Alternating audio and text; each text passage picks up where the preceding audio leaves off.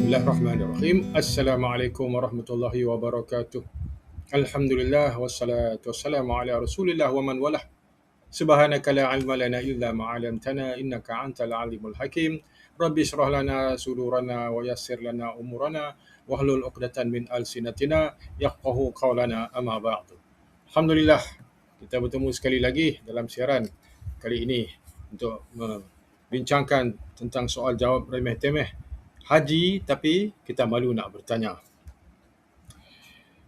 Kita mula dengan bab 1, pengertian haji. Baik, soalan nombor 1, apakah yang dimaksudkan dengan haji? Haji dalam istilah syarak ialah amalan menziarahi Baitul Haram dalam bulan-bulan haji bagi mengerjakan tawaf, sa'i dan wukuf di Arafah dengan menuruti segala rukun-rukun dan wajib-wajib haji. Soalan yang kedua, biasanya orang pergi haji nampak ramai selepas hari raya puasa. Kenapa tidak pergi bulan Muharram atau Jun sahaja? Pergi haji ada waktunya. Ya, seperti solat, ada waktunya. Macam puasa fardu hanya di bulan Ramadan. Begitu juga haji. Haji ini waktunya panjang, iaitu pada bulan Syawal, Zulkaidah dan 10 hari dalam bulan Zulhijjah. Kiranya ada masa 2 bulan 10 hari untuk mengerjakan ibadat haji. Walau bagaimanapun, waktu kemuncak haji ialah dalam bulan Zulhijjah, iaitu sekitar 8 sehingga 13 Zulhijjah. Soalan yang ketiga, adakah terdapat sebarang doa tertentu yang dituntut kita membacanya untuk masuk ke Mekah? Tiada. Cuma sebagai satu amalan yang diwarisi daripada Nabi SAW, Al-Imam Ibn Kathir meriwayatkan sebuah hadis yang bertaraf sahih daripada At-Tirmizi, daripada Hasan, bahawa Allah Subhanahu Wa Taala menurunkan ayat ke-80 daripada surah Al-Isra' bagi mengajar Nabi SAW memohon keselamatan Allah Subhanahu Wa Taala dalam perjalanan. Ayat tersebut boleh diamalkan sebagai doa adalah seperti berikut. Maksudnya, wahai Tuhanku, masukkanlah daku ke dalam urusan agamaku dengan kemasukan yang benar lagi mulia, serta keluarkanlah daku daripadanya dengan cara keluar yang benar lagi mulia, dan berikanlah kepadaku dari sisimu hujah keterangan serta kekuasaan yang menolongku. Surah Al-Isra' ayat 80.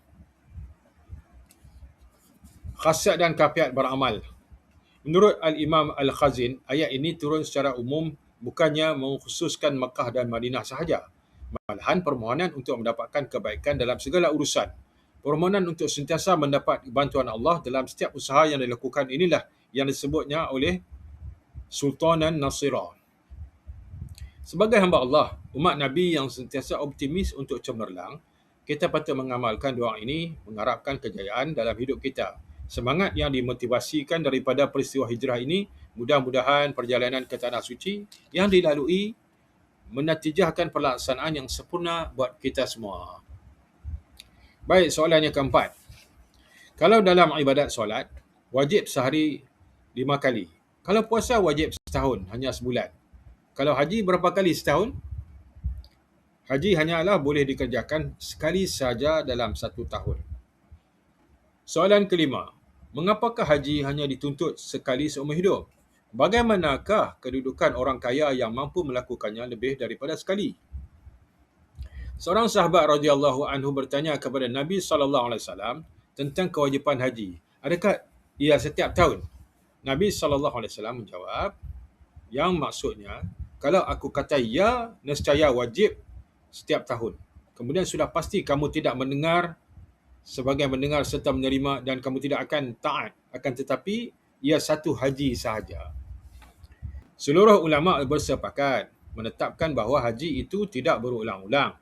Diwajibkan sekali sahaja untuk seumur hidup, kecuali jika dinazarkan. Selain daripada 1 kali yang wajib, maka yang selebihnya bila dikerjakan, ia dianggap sebagai satu ibadat sunat.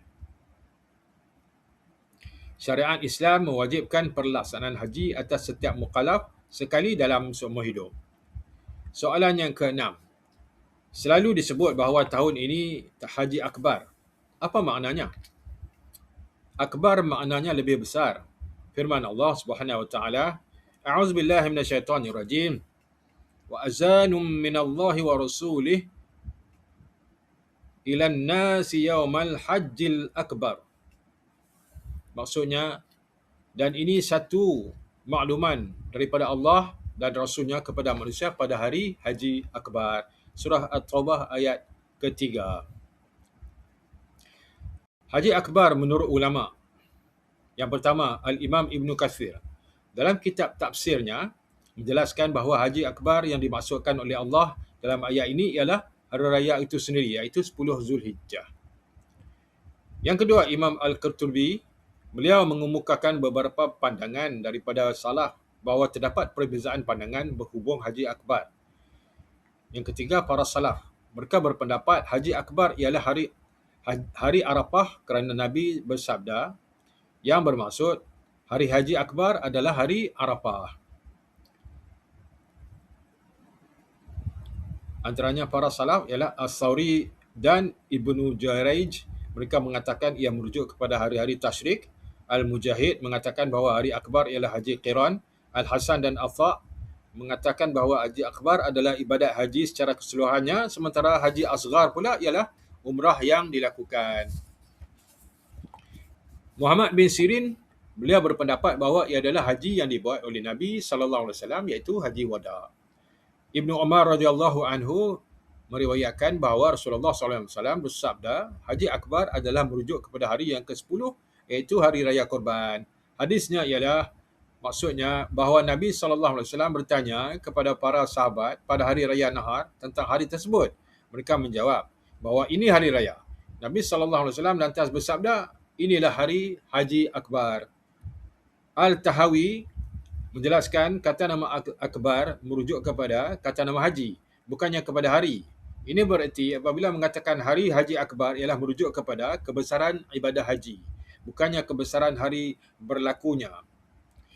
Secara kesimpulannya, Haji Akbar bermaksud pelaksanaan ibadah haji itu sendiri, bukan semestinya hari Jumaat yang jatuh secara kebetulan hari wukuf. Alhamdulillah. Sekian saja untuk kali ini. Apa yang baik itu daripada Allah dan yang tak elok itu adalah daripada kesilapan dan kedaifan saya sendiri. Kita bertemu di lain siaran. Saya sudahi dengan wabillahi taufiq wal hidayah. Wassalamualaikum warahmatullahi wabarakatuh.